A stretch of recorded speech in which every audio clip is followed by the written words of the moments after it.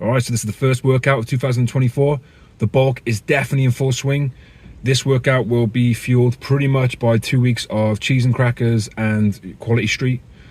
I probably put on about a stone. I don't know.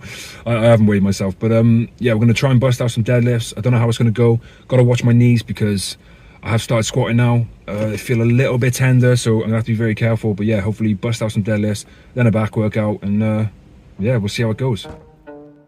Okay, so this is the first deadlift session of the year. Start off with a simple warm-up, just 5 minutes on the cross trainer, then some leg machines, leg extensions, leg curls, just lightweight, just pumping it out, trying to get the blood flowing.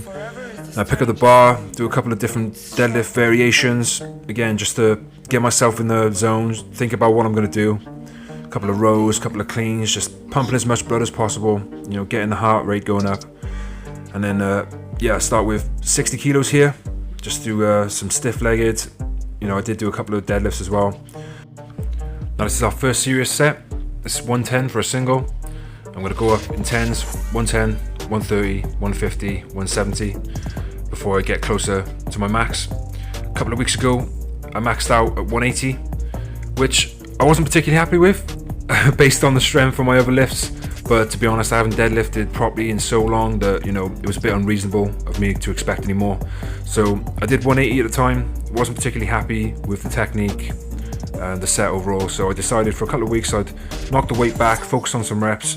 But after doing that now, I was ready to test my max again. So as I say, we go 110, 130, 150, 170, and then reattempt 180. So that was 170. Felt pretty good, moved a bit slower than I would like, but you know, we'll get that speed up over the next couple of weeks. So this is 180 again. This time it felt a lot better than when it did a couple of weeks ago. Still moving pretty slow, unfortunately, but again, that's going to come in the next couple of weeks. You know, we're going to get that strength up, get the speed up. But yeah, it felt pretty good, and I felt pretty strong, and I figured I'd go for a little more. So I'm going to go for 185. Got to chop the hands up. I'm using a hook grip at the moment. I do really like the feel of the mixed grip, but I just have nightmares about pulling a bicep. So the last couple of years I've decided to try and learn the hook grip. I've never deadlifted long enough to really get it down, so you know, I'm still learning it, but it feels pretty good. I don't feel like, you know, I'm not lifting any heavier because my grip's holding out. You know, it's just my strength at the moment. So, but the 185 it felt pretty good. Again, I probably could have gone a little more, but you know, slow and steady wins the race, as they say. So I decided instead I'd do a backup set. So I went back down to 170 and went for reps. Got a triple here, and again, felt really good, and I could have gone more, but I don't know, just after the third one I figured, you know what, it's been a good week, a good session. You know, my knees have held out. Yeah, let's quit while we're ahead, because I'm squatting again now, so I got goals in the squat, the bench and the deadlift, so I really got to be careful. Plus I am dealing with another pain, which is I'm getting some sort of tendonitis in my left elbow, bicep. I'm not exactly sure what it is. I just call it bicep tendonitis, but I don't know. I'm quite prone to it in my left arm.